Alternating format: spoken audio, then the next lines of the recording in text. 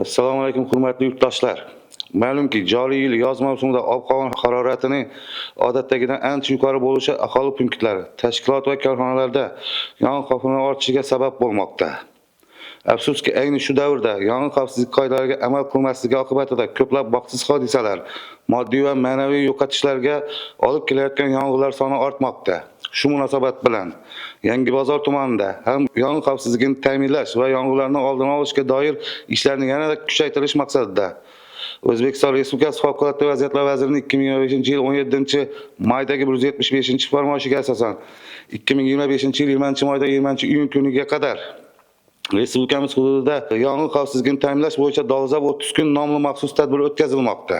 Mazkur 30 kunlik tadbir doirasida quyidagi yo'nalishlar bo'yicha amaliy ishlar olib boriladi. Tuman hududida joylashgan bozorlar, iqtisodiyot obyektlari, yonish, portlash xavfi yuqori bo'lgan inshootlar, shuningdek odamlar ko'p to'planadigan joylarda yong'in xavfsizligi qoidalariga rioya qilish qat'iy nazoratga olinadi. Yozgi dam olish sog'lomlashtirish mavsumida oromgoh va boshqa dam olish maskanlarida yong'in xavfsizligini ta'minlash bo'yicha profilaktik tadbirlar kuchaytiriladi. O'rmon fondi obyektlarini yong'indan himoya qilish choralari ko'riladi. Uy-joy fondi obyektlarini yong'in xavfsizligini oshirish bo'yicha chora-tadbirlar amalga oshiriladi. Shuningdek, dolzarb 30 kun tadbiri davomida davlat organlari, mulkchilik shaklidan qat'iy nazar barcha tashkilotlar, jamoatchilik va aholi vakillari yong'inlarning oldini olish ishlariga keng jalb etiladi.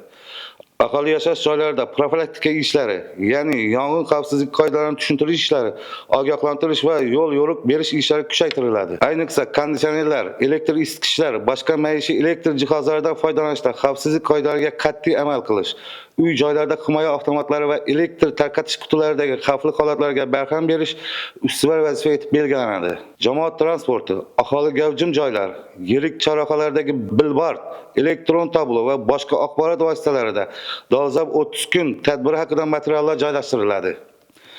Yangi qurilayotgan aholi punktlarida yong'inga qarshi suv ta'minotini shaharsozlik me'yorlariga muvofiq tashkil etilishi alohida nazoratga olinadi.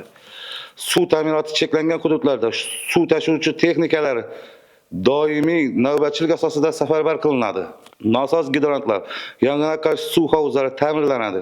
Aholi punktlari va ochiq maydonlar qurigan o'simliklar, begona o'tlar va chiqindilardan tozalanadi. Sun'iy yong'inga qarshi suv manbalari barpo etilib, mavjud tabiiy suv manbalaridan foydalanish imkoniyatlari kengaytiriladi. Tabiat qo'ynida, daryo va kanallar bo'ylarida dam oluvchilar dam olishlari davomida yoqilgan olov qoldiqlarini nazoratsiz tashlab ketish holatlari nazoratga olinadi.